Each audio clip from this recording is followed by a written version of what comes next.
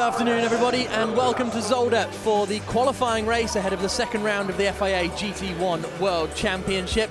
We had dry weather earlier on today, but a short downpour just before we came on air means that the circuit is pretty wet indeed, and they're all going to be starting on the wet tyre, I have no doubt. My name is Jack Nichols, up here in the commentary position. Down in the pit lane, we have Hayley Coxon, and alongside me in the commentary box, we have John Watson. And John, we weren't really expecting this weather. We were all set for a nice dry race, but then the heavens opened, as they so often do here. Thank goodness they have, Jack, because all I can say is wet to dry, and we hope this will be a wet race that will go to dry. You're going to see some, well, let's say, sights that you may never have seen in a motor race before. So let's hear from Peter Cox. He's going to be starting second on the grid today. Peter, the question is, can you beat the Audi to the first corner? I think it will be, as always, very critical. And obviously the conditions change now just before the race, but they're the same for everybody. So just see if we can survive the first corner and the first few laps, and then settle in, and then I think we should have a good race car. Thank you. So the cars head off on their formation lap around this 4.1 kilometre Zolder circuit. This first corner is going to be interesting. The spray is going to be interesting as well, because it's concrete walls all the way around most of this circuit here. There's the number 4 AF Corsa Ferrari, Francesco Castellacci. We saw one going up the hill slowly on the reconnaissance lap, so I wonder if there's some technical gremlins there. This 16-car field is about to start a 1-hour race here at Zolder in very wet, very slippery, very difficult conditions. Pole position will be Oliver Jarvis in the 33 Audi. He will have the inside line and the ideal line going down into the first corner. He's dropped back a little bit. He's waiting to back the field up. And as we wait for the lights to go out here at Zolder, the cars are looking for them. The race is underway, and it's a very good start from Peter Cox. He is immediately into the lead. Mike Parisi looking to the inside immediately already. Also, Thomas Jaeger having a look up the inside. That's a good move from him. Are they all going to make it through turn 1 safely? It does look like it at the moment as they exit. Peter Cox leads. Oliver Jarvis is in second, and third position at the moment, I apologise, it's not Thomas Jaeger, it's his teammate Nicky Pastorelli starting that car. 3 wide coming into turn 2, McLaren sandwich in that Lamborghini Ferrari. So round Alvaro tries to get the car into clear. Well, you can't see anything. It's absolutely zero visibility. And not a very good start for Ren Wei. You can see there at the back in the Exim Bank Team China Porsche. But Peter Cox it is who leads down to the first chicane. And here comes Nicky Pastorelli on the attack against Oliver Jarvis. He's not close enough to make the move. Will Jarvis be able to get the car stopped in time? Yes, he can. Almost contact behind. Real side-by-side racing as they exit down through the descending turn 7 now. Thomas Enger's made a great start. But they've done the BMWs with side-by-side. That was Yilmar Benman. So there he's dropped now behind the Porsche. That's the car driven right now by Mike Parisi. So Parisi had a good initial getaway, was up to third on the run down into turn 1, but has now dropped a few places and is now down, I think, in 6th or 7th position. We'll wait for confirmation at the end of the first lap, and Parisi is coming under pressure now from Yilmar Berman on the run down into turn 12. Is he going to be close enough? Parisi covers the inside line, and there's no way through for Yilmar Berman just yet, but Steph Dusseldorf is right behind in that McLaren as they come down to the final chicane at turns 15 and 16 to complete the first lap. There's been a swap between the Mercedes, hasn't there? Mark Basseng is now up into third place ahead of Nicky Pastorelli. Berman is past Mike Parisi now, up into 6th position. So that move must have happened down there at turn 1, and will Berman now start to pull away? Parisi was saying he was desperate for dry conditions in that Porsche. It hasn't worked out. Pastorelli goes wide. Is this a chance for Thomas Enger to stick it around the outside into turn 2? He loves the outside in the wet, doesn't he? Well, I mean, that was an easy pass because Nicky Pastorelli got on the curb on the exit of turn 1. Yilmar Bowman's also gotten past that Mercedes-Benz. So in the space of 2 corners, the second of the 2 Mercedes has gone from 4th down to 6th place. Nice wide line being taken in by Mark Basseng. We ride on board as he tries to hunt down Oliver Jarvis in front of him. This is down towards the final chicane on the circuit, turns 15 and 16. Nothing between these 2 cars and acceleration. The balance of performance in that particular party between these 2 cars. In fact, the Lamborghini making a mistake. Yeah. The Audi also sort of getting caught up in it. But Mark Basseng not really anticipating it enough to be able to take advantage of it. But goes down the right-hand side of the pit straight, hoping to get a better entry into turn 2. And on the exit, he might well be able to put himself just ahead of Oliver Jarvis in the Audi. There we see the onboard shot, and I run out of breath, but Jarvis consolidates, keeps second place. And Jelmer Berman and Thomas Enger are closing in on them as well, so it's pretty much a five-way scrap for the lead at the moment. Here comes Jelmer Berman up the inside into turn 5. He's through and he gets it stopped, so Berman up into 4th position then, and he's going to be on the back of these top 3 before too long. Across the line they come. Peter Cox's lead is now up to 1.2 seconds, so he's slowly starting to edge away. We've got a nice battle there going on between Parisi and Nicky Pastorelli. Then we've got the McLaren of Stef Dusseldorp on the outside of Matthias Lauda, trying to go all the way around the outside. That's going to be a brave one, Stef. He has to concede and ultimately loses the position to Philippe Salaquada. I mean, he put himself into that position, nobody else. He was on the outside coming down the pit lane, and there was never a chance of that BMW conceding to the McLaren. We go back on board with Marc Basseng looking to the BMW behind us, and he's later on the brakes it seems, and he's hugging the apex a lot more through turn 3 as well. So it looks as though that BMW is handling a lot better through the corners. And has got a good run off turn 3. Can he get down the inside into turn 4? He looks to go down the inside, side by side. We're on board with the Mercedes, but look, Marc Basseng just braves it out and maintains 3rd. So there's our race leader, Peter Cox, just disappearing out of sight as the cars brake for turn 12, and Berman's going for it up the inside. No, he's not. That was a late decision to have a little stab, and then he backed out of it quickly. We're now watching the other Alinkel car, Nicky Pastorelli, still holding off Mike Parisi, but still, it's only just. There was only a 1/10 of a second between them as they crossed the line last time, and now Parisi's got the inside line, and he's made it through, and Mike Parisi moves up into 5th position because has Thomas Enger got some sort of problem there, John? Well, he suddenly just dropped back from the group of cars. This is still the 3-way battle over 2nd position. On that last lap, Mike Parisi, I think he was still overtaking on that last lap, and it sounds like it's a gearbox problem for a Lamborghini. That's a very unusual failure, of course. Pedal shift gear changes in all these cars. Thomas Enger out. That's huge disappointment for the Czech driver. Great fun to watch and a great driver. Let's hear what they've got to say. Thomas, can you tell us what's going on with the car? Well, we don't know at this moment. I can't describe it. I've never experienced that. Just like problem with the gearbox, shifting, electronic, some glitches we have there, and I don't know what it is. We have to look at it. Here's the start again. Now Peter Cox was comfortably ahead. Yes. But this isn't actually the start. But Jarvis didn't seem to catch up. Jarvis didn't seem to be alongside. Yeah, but it's not his responsibility. Well, yeah, exactly. Whose responsibility? Peter Cox should have dropped back. Yeah. And so there you can see as they cross the start line, Peter Cox was comfortably in front of Oliver Jarvis, but of course that's one for the stewards to decide. Drive-through penalty for car 25, and that is our race leader jumping the start. Rocket scientists would have worked that one out. Shame for the race, shame for Peter Cox, but you must not overtake the car beside you. So Peter Cox moves into the pit lane, giving Oliver Jarvis the lead of this race, the lead of the qualifying race here at Zolder, but right up behind him is the Alinkel Mercedes, and side by side is Jelmer Berman and Mike Parisi. We know the Porsche is good in the straight line, and Parisi's through up into what is now 3rd position, past Jelmer Berman almost instantly, but when he got up to the back of him. Well, you know, a car with an engine hanging out behind the rear axle, when it comes to traction off a low-speed corner, you've got to think it's going to get the advantage, and that's what Mike Parisi did.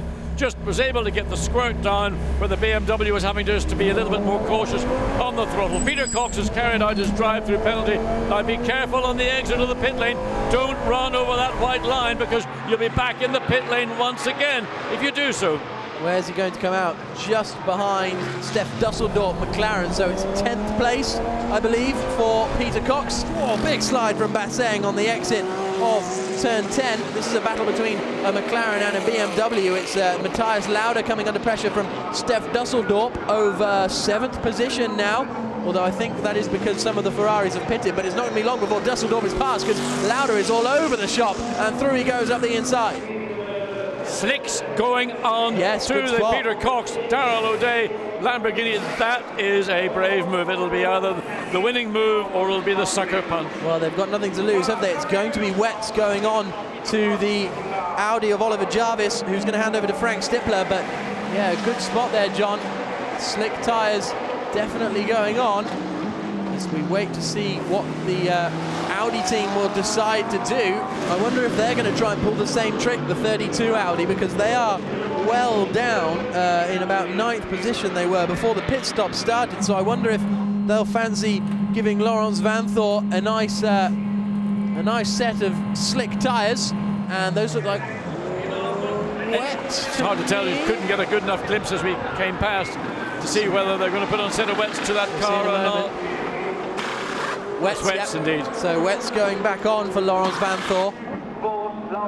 Into the pits comes Oliver Jarvis, and second place and third place. Now, the interesting thing to note there was Darrell O'Young in the Lamborghini was right up behind Oliver Jarvis and was putting him under some decent pressure. O'Young comes across the line, a 40.9 middle sector, 4 seconds off the pace, 32.5 final sector, 2 seconds off the pace. So, are any of these teams, I don't think any of them are going to take the risk. Slicks on the Porsche, exactly what they did in qualifying. And Matt Halliday was the man that was behind the wheel when they did that in qualifying. Fantastic. So, and it slicks on the Mercedes as well, so we really have got a 50-50 split. Who is going to have taken the tactical gamble and made it pay off? Out of the pits then comes Frank Stippler. He's on the wet tyres, a very slick pit stop. Why did Audi not take the chance to put one on wets and one on dries? You know, if you commit to both cars on wets, either both are going to be wrong or possibly both might be right. Here's the McLaren now, it's got to come in, it is coming in. So Alvaro Perez stayed out until the very last moment. He left it with 10, 12 seconds to get into the pit lane. He's got to get over that white line, and he does it with, well, how's that for cutting it fine? I think that's why Dusseldorp was pushing, wasn't it? Because he knew he had to make it back to the pit lane. But and watch this Hexus pit stop, because they have been so strong. Now the Ferrari clearly is on wets because it's running down the left-hand side of the pit straight, looking for any bit of racetrack where there's moisture. Oh, and there's all sorts of splashing going on down there in the pit lane. Well, that's Steph Dusseldorp coming in as the Aston came out. But now is going to be the interesting thing, because in a minute we're going to have, just coming past out of the commentary box window, I can see Frank Stippler in the 33 car has moved into the lead. It's going to be slicks on this number 1 McLaren as well, which is a sensible decision really, considering how far down the order they are. But Stippler came across the line, did the fastest third sector of anyone in that race so far. Laurens Vanthoor on wets did the fastest lap of the race. So this is going to be touch and go. But the crucial thing is, John, we've still got 24 minutes left, and surely it's only going to get drier. The McLaren coming out of the pit lane ran very, very wide. I thought he got so close to the barrier, we lost vision of that car. Clearly it didn't catch it, and he ran, well, again, just Fred Makovic ran that white line, didn't go over it, but ran it. You can see how cautious he is being on those basically cold, slick tyres.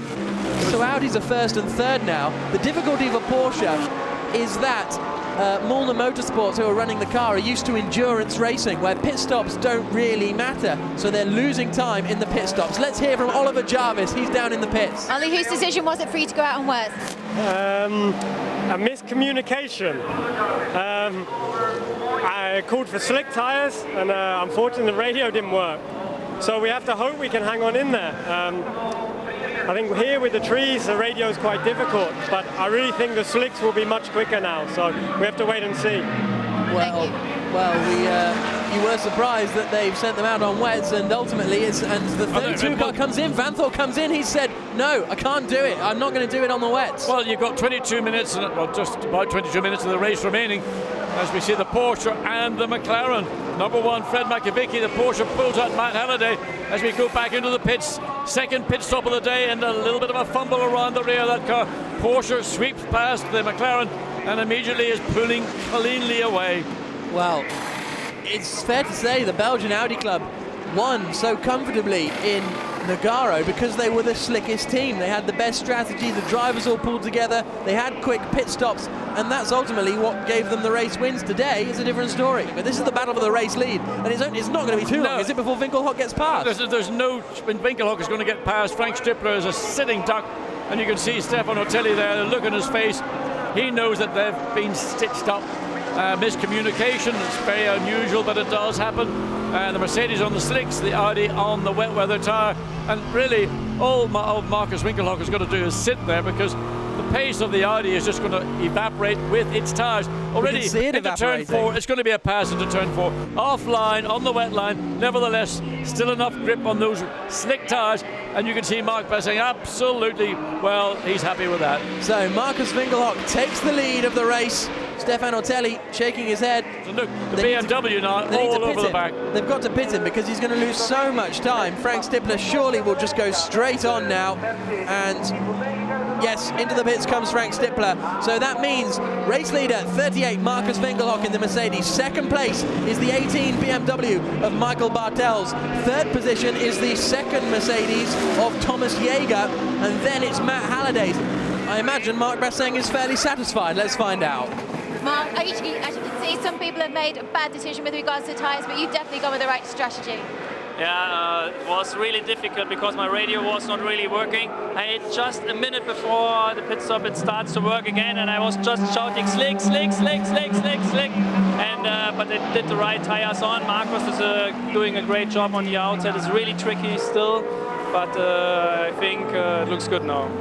Look at the sky behind the pits, it is black. Yeah. So maybe the Audi decision to go on wet was premature. Yeah. They should have changed to slicks at the regulation time, but they may all find themselves back on wet weather tyres before this race is finished. Yeah, if it rains now, we're going to have some fun, aren't we? There is Oliver Jarvis.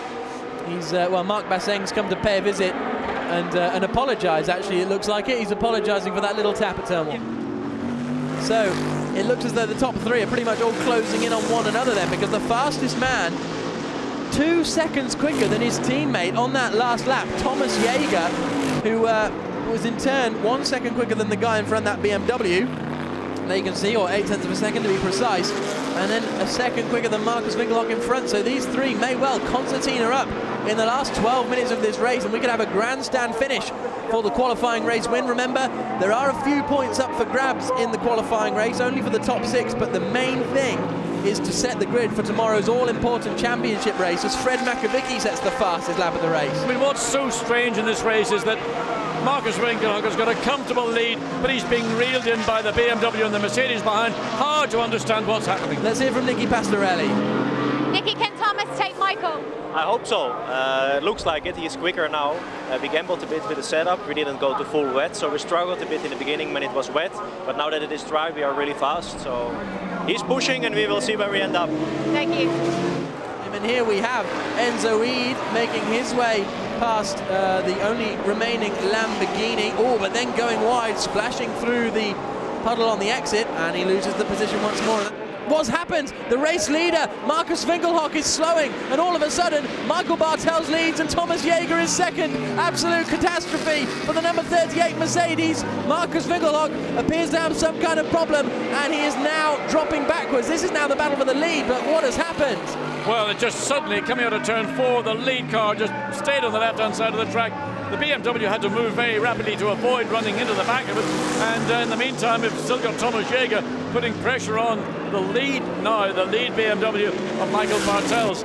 So the race win is up for grabs, and it looks as though the final podium position is up for grabs as we go on board with Fred Makovicky out towards the final sequence of corners at turns 15 and 16. The number 1 Hexus McLaren starting to perform how we expected it to, frankly. And look at that, he's right up with Mike Parisi as they head down, Matt Halliday, as they head down to turns 5 and 6. So much more grip through turn 4. And is that going to be where the McLaren is strongest? But is that going to be where the move makes? Bouncing all over the shop over those curves. And here's almost contact coming down into turn 12. Makovicky is so much stronger through the corners, but that Porsche has the advantage down the straight. Look at it edging away ever so slightly. The Porsche's gone a long way round, but he's not getting past. He will get past on the exit, and the McLaren sweeps through just before turn 3. Has to get out of the throttle, and that might be it all over for Makovicky. He will swallow down the inside into turn 4. Yep, so Makovicky may well have just lost the opportunity to take the final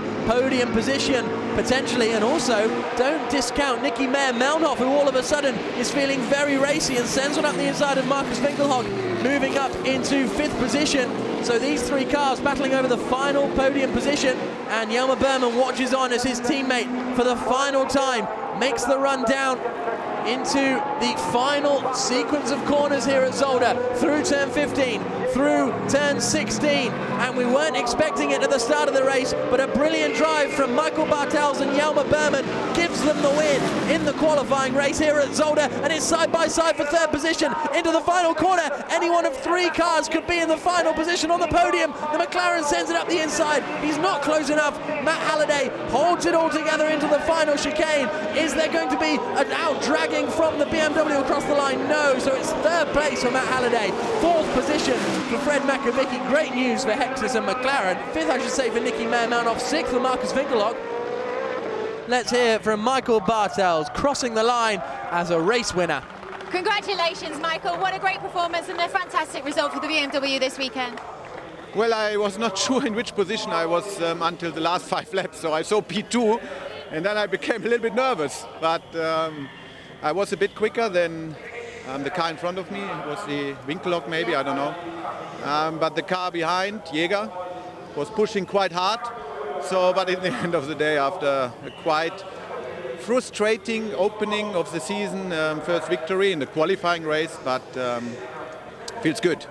Feels good back on the podium. Thank you. Here's a look at the results there, and the BMW winning ahead of the Mercedes, Porsche and McLaren. I'm not sure where McLaren's came from because they looked dead and buried both at the start of this race, and but things came to them. The experience of Makovicky, Dusseldorp, they're good drivers, it paid off. Marcus Winkelhock and Mark Basseng finished in 6th position. They did get classified but broke down permanently on the warming down lap. There you can see the Ferrari 458 Italia AF Corsa car, Tony Villander and Felipe Salaquada. Villander set the fastest lap of the race with a 1 minute 31.166, but he made 3 pit stops along the way, so it really was a torrid afternoon for the Ferrari squad.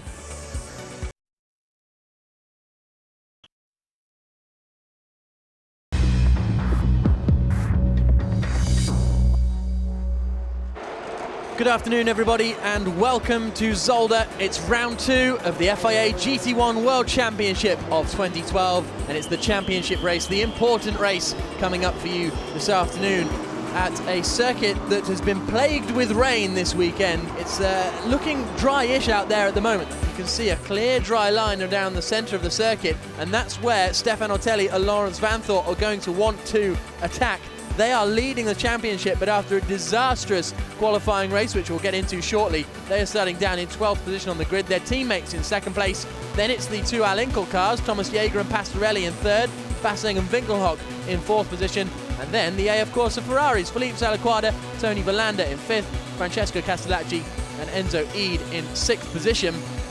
And that regimentation of the teams in their 2x2 format means that the championship standings for the teams look fairly similar. Belgian Audi Club, Team WRT at the top of the standings, alinkel.com Munich Motorsports. It's quite some way off, really, and AF Corsa Ferrari in 3rd position. So the front 2 rows of the grid are on wet tyres. We believe that Marcus Winkelhock, the number 38 car, is on the slicks. Not sure about Nicky Meyer-Melnhof. I wonder if BMW have split their bets. It's been a fantastic weekend for Michael Bartels and Jelmer Berman, winning the qualifying race yesterday. Thomas Jäger will be 2nd on the grid. Matt Halliday 3rd. Porsches have had a fantastic weekend as well, and McLaren's 4th on the grid. It's good to see them finally starting to get to grips, the Hexus team starting to get to grips with the MP4C12. Yeah, I mean, the potential of that car has not even been scratched. We get a glimpse of it from time to time, but they've had to deal with lots of minor little issues, technical issues, electronic issues, sometimes the turbos. So Hexus team working through all these difficulties to get the car to reach the potential. I mean, as I mentioned all the time, that car is the nearest to a pure race car layout. So we've got a mixture of cars on wet tyres, some are on slicks. It's a perfectly dry track at the moment, but the rain is coming. What more could you throw into the mix for a fantastic GT1 round 2 championship race here at Zolder? We wait for the lights to go out. Michael Bartels on pole position, leads the field away. Immediately Maxime Martin gets another stonking start, dives to the inside line. He's on the wet tyres as they come into turn 1 for the first time. Trying to go around the outside is Thomas Jäger. Can he move into the lead? The McLaren's got a little bit on the wet, and as a result loses out a little bit. But it's the BMW who leads, second and third for the two Mercedes. The McLaren's been shuffled down a little bit, as has Nicky Meermanov in the 17 BMW. They're all safely through the first corner. The rain is there. Are we going to see the slick shot cars begin to slice through the order? Well, on the opening lap, you can see turns 2 and 3, how damp it was on the line into those corners. So those drivers on slicks are having to be very, very cautious. Those on the wet weather tyres are enjoying as we run down the outside, coming up into turn 5, the group of cars. So the Mercedes has already got a bit of an advantage. Laurens Vanthoor decides, I live nearby, I can take my own way. He didn't even attempt, he just literally drove across the inside of the curbing because there was nowhere else for it to put that Audi. So into turns 8, 9 and 10 they come, and Maxime Martin performing very, very strongly up there ahead of the two Nissans. Tony Verlander starting the number 3 car. He's jumped from 13th place well into the top 10 now, and he's going to be making the move on Nicky Meermanov down into turn 12. He's got the inside line, and through he goes. Does he? Not quite. Meermanov hanging it on around the outside as they kick up all that cement dust, but Verlander goes through. I think I can just hear rain on the camera there, so I think the wet weather tyres may have been the right move, but at the moment the slick shod Tony Verlander is slicing through the field. The Audis though are on slick tyres, we were told, so it's working out well for them in the opening lap or two, but all of a sudden if this rain starts coming down, and it is coming down quite a lot at the end of the circuit by the looks of things, as the McLaren was on a challenge but it just got pushed out wide, and Tony Verlander now is up into 6th position after starting in 13th place on the grid. Maxime Martin goes defensive as Matt Halliday attacks around the outside, but the two Mercedes exit out onto the start-finish straight. We think that Winkelhock is on slicks and Jaeger on wets. Certainly Jaeger is on wets. I thought I saw Winkelhock on wets as Martin goes past Bartels. So Maxime Martin, incredibly, up into 3rd place. Look at this, almost 4 abreast, and Maxime Martin is going to move him into 2nd place. Into the pits comes Winkelhock, so maybe Winkelhock was on slicks and is coming in for wets as Matt Halliday tries to get past. He's going side by side with Michael Bartels down into turn 1. The Porsche's quick in a straight line, and he holds the position. So what is going on with the Al Inkel squad? The wet tyres are onto the Mercedes, and hope by staying out and staying on track that they will actually offset the deficit of lap time against the time it took for those that did go into the pits to put the wet tyres on. As we go onboard bumper cam style with the Porsche as it goes past, the Audi's staying out. Well, they've decided they might, if they've gone for it, they're going to stick with it. I mean, all you can do, you made your decision. I say the time lost now to come in, change 4 tyres, go back out, is probably greater than the time they're losing on a given lap. But at some point that equation will switch around the other way. Oliver Jarvis has been troubled with tyre choices this weekend. Ollie, have you made another mistake staying out? That's a good question. I don't know. For me, it was a gamble to go on wets because it wasn't raining. But now it's raining quite heavy, but you don't know what it will do in 5 minutes. So I think it's a difficult one. The team had a decision to make. We went with what we thought was right, and we'll find out in the next 20 minutes if we were right or wrong. Thank you. Wet tyres ready for WRT, unsurprisingly. Maxime Martin and the Aston Martin have gelled extremely well, and that's a lot of pressure for Thomas Jaeger in the lead Mercedes. Half a second was the time between the two cars going across the start-finish line at the end of lap 6. And Maxime Martin wants to maintain that momentum, get the Aston Martin in the lead and then take control, looking to go down the inside but not anywhere near far enough up. But he gets Thomas Jaeger to respond, and again just shows the nose of the Aston to the Mercedes driver, but has to back out a bit quicker through the chicane. He's got to drive off. He's absolutely on the outside though, on the run down into turn 7. The blue flag's waving, and I'm not really sure why, but he's gone around the outside at turn 7. Maxime Martin in the Valmont Racing Team Russia Aston Martin DBRS 9 moves into the lead. Halliday looking to the outside, Jaeger moving across on him. There's almost a little bit of nudging coming through the final chicane, but this should give Halliday a good run. The Porsche is strong in a straight line. He looks to the outside. The Mercedes is one of the heaviest cars in the field, and Matt Halliday with a better drive out of the final corner gets along the outside and gets into 2nd place. Yeah, good job. Worked hard to get it. He tried for 3 or 4 laps, but makes a mistake on turn 1 and gives it up again. All the good work Matt did to get that place, he loses it on the exit of turn one. Can he do it for a second time? He knew how to do it once, but again, the Mercedes just puts itself in a bit of racetrack. Again, right under, bumping into the bumper of the Mercedes-Benz, almost shunts the car forward. Matt had to get out of the throttle to correct that once again, but not close as he was. But look again, good straight line speed. Can he get it done this time? But they almost touch on the way down into turn one. But watch for the cutback. He's going to try and undersling the Mercedes coming out. And again, he can do the same thing. Through the right-hander at turn two, then through three, and now into four before the run onto the back straight. This is allowing Maxime Martin to extend an 8-second advantage up at the front of the field. It's side by side again. He's got a wheel on the grass. There's contact going into the final chicane. Halliday just trying to push the limits too much again, but equally he was squeezed over by Jaeger. And that's a spin. That's Benjamin Lariche.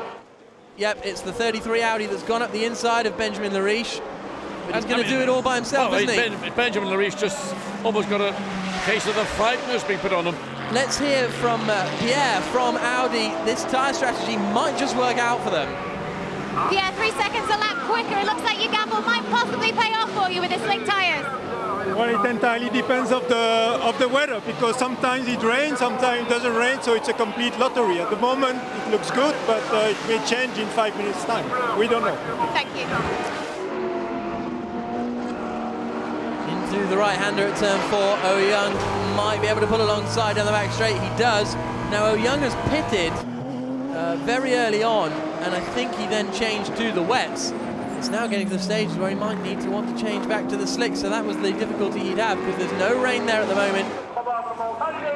Porsche in, Matt Halliday's coming in to hand over to Mike Parisi. So he's going to try and get the undercut with the slick tyres, I would imagine, as the Mercedes carries on, the McLaren carries on, and this is where the gamble has not paid off for Audi, because everyone is coming in to change their tyres now, but they've managed to be able to hold it until the pit lane window has opened, as into the pits comes Michael Bartels as well. So there is the Mulner Motorsport squad getting to work. They have struggled a little bit with their pit stops, mainly because they are predominantly an endurance team. Into the pits for their second pit stop comes Marcus Winkelhock, and Mark Bassin climbs in. Albert von Turnen Taxis has handed over to that man, Thomas Enger. He's going to be taking over as we go on board with Lawrence Van Thor. He stays out after it looked like he was having a little battle with a McLaren down there. As our race leader, Maxime Martin, enters the pit lane to hand over to Alexei Vasiliev. Let's see what kind of pit stop the Valmont Racing Team Russia guys can turn around. Well, the key will be what will happen after Maxime Martin gets out of that car, because Alexei Vasiliev is not going to run at the pace, but a good pass down the inside for the Mercedes. Parisi has a look up the inside, not close enough. But we've seen how quick the Porsche is in relation to this car over the previous lap, when Matt Halliday was battling away. And look at the speed off the corner. That's an error from the Mercedes running wide on the curb. Just suddenly seemed to go backwards. And he's done. Where did he find that? It's like he turned the turbo boost up. Of course, there's no boost on this car. So this is side by side. This is for the lead, isn't it? This is Mike Parisi going past, what will be the ultimate lead, I think, going past Alexei Vasiliev. And a spin for Nicky Pastorelli out of turn one. He's facing the wrong way, gets it going again, but all that hard work to try and get past the McLaren is undone. Ferrari are opting to get everything they can out of a new set of Pirelli tyres. The two Audis are in as well at the same time. Have they got enough pit crew for that? Yes, they have. Slithered to a halt. So the two Audis come in. This will be a good little inter-team battle. I'm looking out the window because the Ferrari hasn't left yet, and I'm just looking to see where Mike Parisi will be. Ferrari heading out of the pits now, unless Parisi has already gone through. I think he has gone through. He must have done so. Verlander about to head out of the pit lane. No, in fact, he hasn't done before. No, he hasn't. I think this Ferrari is going to be lead on. So Tony Verlander, we weren't sure if that was going to be the move. Coming out of turn 16, the Porsche Audis now. are coming out of the final corner. Across the start-finish straight comes Mike Parisi. Is he going to be able to get past the Audis? This gamble didn't look like it had paid off at all, but Tony Verlander leads the race in the number 3 AF Corsa Ferrari. It's going to be so close for second position. and it is Mike Parisi just who gets out in front of the 33 car of Oliver Jarvis. Then fourth position is going to be the second Audi. Is this Verlander's struggling, isn't he? This is going to be a challenge for the lead. Parisi sends it up the inside into turn 12, and Mike Parisi, does he take the lead? Yes, he does. He's back into the lead of this race. Verlander struggling to get heat into those slick tyres, struggling all over the place, and Parisi is back in the lead. Jelmer Berman did manage to get past Oliver Jarvis. As you can see, Jarvis weaving to try and get some pace up. The other Audi has lost out 2 positions. It might be another one because Nicky Pastorelli is on the outside. This is side by side for sixth position, and Stefano Telli gets past around the outsides. Once the Audis get those tyres up to temperature, which they ought to be able to do by the end of this lap, or certainly one more lap, they will run at the pace of the front-running car. So right now, it is the Matt Halliday, Mike Parisi car, but their last lap was a 1:38 against the and that's the move for second place. Berman's just got past. Say he's doing battle over 5th position. Steph Dusseldorp holding on at the moment in the McLaren, almost gets some wheels on the white line, and it's not going to be fought too long before Nicky Pastorelli glides past up the hill. He's going to be on the outside line. This could be contact down through the kink at turn 7. Pastorelli holds on all the way around the outside. Can he get it stopped in time? Yes, he can. Fantastic move from Pastorelli. Yes, it's the Audi. It's Oliver Jarvis has gone off down there at turn 12. He recovers back onto the circuit, but Jarvis from 4th position now drops down into 6th place, and that promotes Nicky Pastorelli up into that 4th position. Here we can see 3 cars all in a train coming through this left and right. 3 brands absolutely nose to tail. There goes the batch again. Yeah, and this is the Castellacci gets spun round. Here's Alexei Vasiliev, I think, in the Aston Martin, about to be overtaken. Through comes Alvaro Parente. All of them appear to cut the chicane. It's difficult to figure out exactly what happened. Thomas Enger is in that battle. Mark Basseng is looking up the inside into turn 11. Vasiliev is starting to back them all into one another. The Lamborghini now is going to go up the inside into turn 12. Well, he's going to try, but he's got to get the braking done in a way that he can get the car alongside. Well, he's given plenty of room, and he just drives off the track almost as if it was a sympathy drive. The left-hand kink down there at turn 7, and it doesn't look as though Stefano Telli's close enough to make a move just yet as they clout those curbs on the bottom. Francesco Castellacci is just set. Fastest lap of the race on lap 26 at 32.333, and he's currently in 11th place. Just watch this race on board with Otelli. He clearly is quicker. You can see that he's been making moves, and he's tapped the back of Oliver Jarvis. I mean, that was not intended. You don't do it to your own teammate, but it was watching through the previous 4 or 5 corners that this Otelli car was getting closer and closer. Simply, the lap time was with Otelli less than with Oliver Jarvis. Up the inside, no, yes, eventually the 25 car of Peter Koch leaves the door open. Berman desperately trying to close in on Parisi, and his teammates doing a very good job. Very experienced racer, Jelmer Berman. He's already had a championship race victory in GT1. Only did 1 round last year in San Luis, and he won it. Is he about to move into the lead of the championship race here at Zolder? He's going to look to the inside into turn 12. Is he? No. Matthias Lauda is doing a very good team job as they turn through turn 12. Now out to the back chicane. What's Lauda going to do? Is he going to just, he moves to the inside line and then moves back to the outside. Parisi knows he's got to, if he wants to get past Matthias Lauda here, he's got to do a proper overtake. It's got to happen here in the exit of turn 16. The Porsche should have that little bit of an additional drive. Got good straight line speed. He's being forced to go the long way. Is he going to get far enough ahead of the BMW this time? Yes, he has. So he's gotten through now. Matthias has got to get out of the way and let that second place BMW. But remember, he's let Peter Cox through. He let Peter Cox through as well. So exactly. He's lost the position. Oh, Otelli getting it all out of shape as he came out of turn 16, dropped the wheel off the outside of the corner, and the back end started to hop, skip and jump.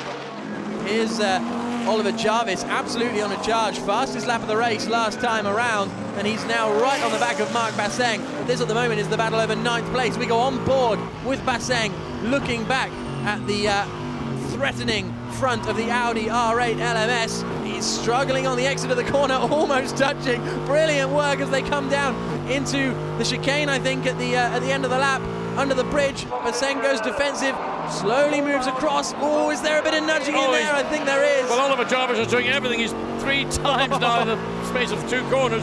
He's had the Audi nose buried in the boot of the Mercedes-Benz.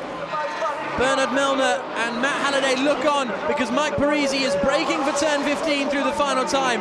Flick it through the right-hander, and the car that qualified on pole position, had a poor qualifying race, is going to win the feature race, the main championship race here at Zolder. Delight in the Milner Motorsports garage. Exim Bank Team China team absolutely delighted with that victory. Second place goes the way of the BMW. Third place is going to be easy for Philippe Salaquada. The battle is still on here for fourth position. Nicky Pastorelli in fourth, Steph Dusseldorp in fifth, and sixth place for Stefan Ortelli. It looks like that's going to be the order as they come across the line.